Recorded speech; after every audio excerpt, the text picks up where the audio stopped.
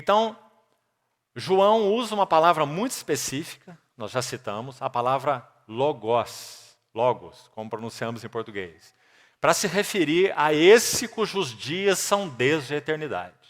E Paulo usa uma outra palavra, então as duas linguagens são complementares, não são idênticas, mas são complementares, e que bom que são complementares, porque estão falando da mesma bendita e eterna e divina pessoa, o Filho de Deus.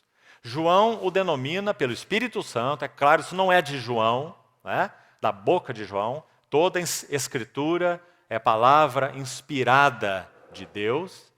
Então João, pelo Espírito Santo, usa a palavra logos. E Paulo, pelo Espírito Santo, usa a palavra imagem. Nós vamos buscar entender o que elas significam.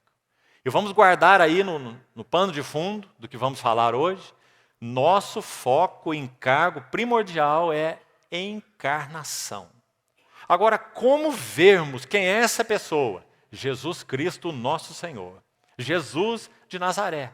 Aquele que nos seus dias disseram, o filho do carpinteiro. Não conhecemos sua mãe, não conhecemos seus irmãos, não estão eles entre nós. Como diz um dos evangelistas, e se escandalizavam nele, porque ninguém falava como aquele homem. Ninguém ensinava como aquele homem. Ninguém poderia fazer as coisas que aquele homem fazia.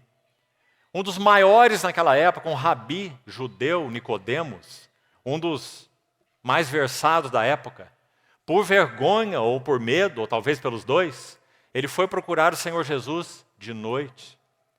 E disse, sabemos, no plural, não apenas ele sabia, sabemos que és um mestre vindo da parte de Deus. Oh, que grande coisa, um mestre vindo da parte de Deus. Parece um reconhecimento excelente. Talvez Nicodemos quis expressar isso mesmo. Vamos respeitar a ignorância dele. Mas nosso Senhor Jesus responde assim para ele, se você não nascer de novo, você não pode ver o reino de Deus. Ele está dizendo, eu não sou apenas um mestre vindo da parte de Deus. Eu sou o Filho de Deus. E se você não nascer de novo, e não nascer da água, e não nascer do Espírito, não pode ver e não pode entrar no reino de Deus. Essas coisas estão ocultas para você, até que você veja, por revelação do Pai, quem eu sou. Porque, como mais tarde ele disse, ninguém conhece o Pai senão o Filho. Ninguém conhece o Filho senão o Pai.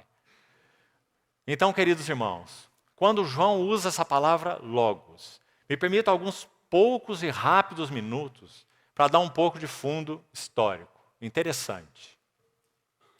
Essa palavra não apareceu a primeira vez no vocabulário de João. E creio que foi o nosso Senhor quem fez isso. O Senhor da história, o Deus eterno. 6 séculos antes de Cristo. Essa palavra já foi usada de um modo especial, porque na verdade ela estava sendo usada na cultura grega, na língua grega, há muitos anos. Desde que a língua é língua, essa palavra logos existe. Mas ela significa simplesmente uma palavra falada, no seu uso, então, normal da língua. Uma palavra, que é falada. Logos, palavra.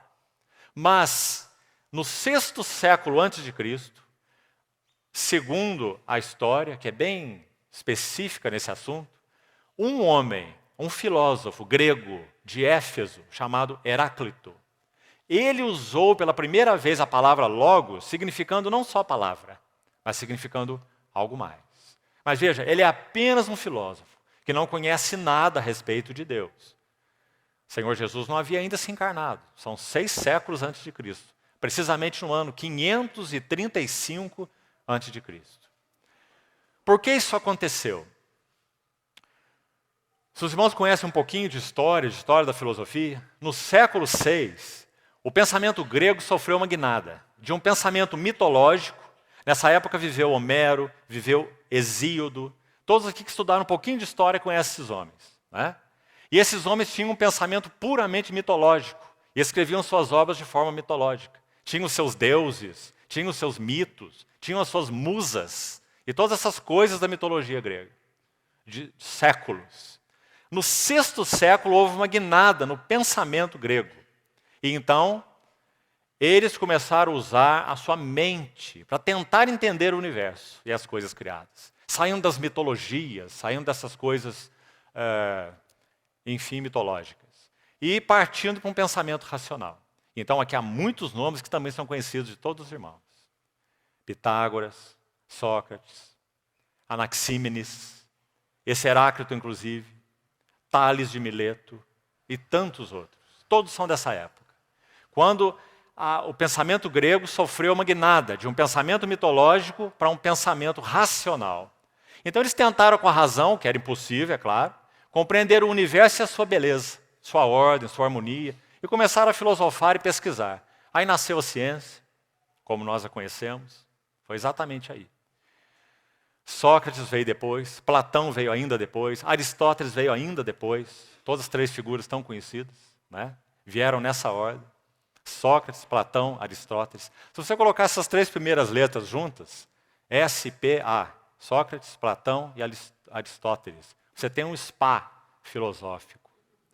Só que se você for a esse spa filosófico, você não vai encontrar nada. O primeiro deles, Sócrates, chegou a um vazio tão grande que tomou um cálice de veneno.